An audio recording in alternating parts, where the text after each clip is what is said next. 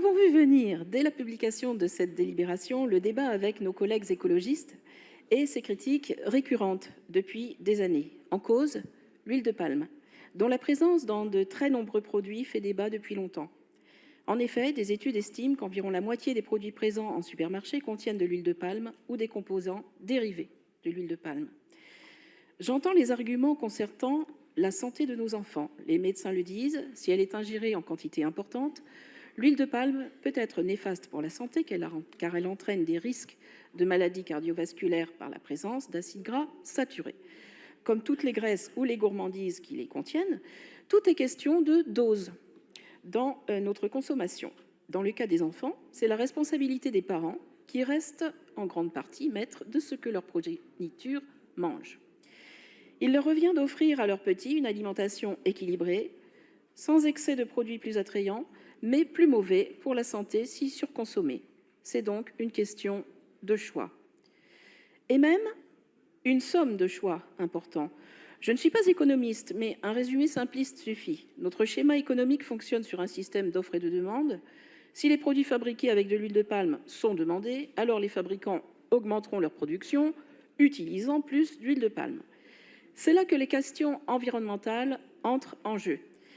L'Asie du Sud-Est, en particulier l'Indonésie, a sacrifié des millions d'hectares de forêt à une production d'huile de palme en croissance exponentielle afin de répondre à une demande mondiale en hausse constante depuis les années 2000. Les conséquences de la disparition des biotopes originels de ces endroits sont dramatiques pour le climat et la biodiversité. Sous l'impulsion de nombreuses associations dans le monde, les groupes alimentaires ont plus ou moins réagi pour rendre leur consommation d'huile de palme plus raisonnable. Ferrero se distingue tout particulièrement. Elle est troisième firme européenne du dernier classement sur le sujet, établi par WWF, qui évalue les pratiques des entreprises et de mesurer ainsi les efforts qu'il leur reste à accomplir pour parvenir à un approvisionnement en huile de palme 100% certifié responsable. Les efforts de Ferrero en la matière sont réels et incontestables.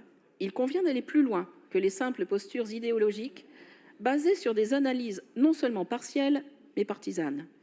Ainsi, nous voterons pour cette délibération, heureux de ce jumelage unique entre Paris et Rome, lequel comporte, dans le sens de la lettre d'intention citée le 7 juillet 2022, comme vous le rappeliez, pour des échanges renforcés et réguliers dans le domaine notamment de la soutenabilité et de l'adaptation climatique, c'était entre guillemets, une contribution du groupe Changer Paris pour l'organisation d'une, entre guillemets, convention des villes résilientes. Je vous remercie.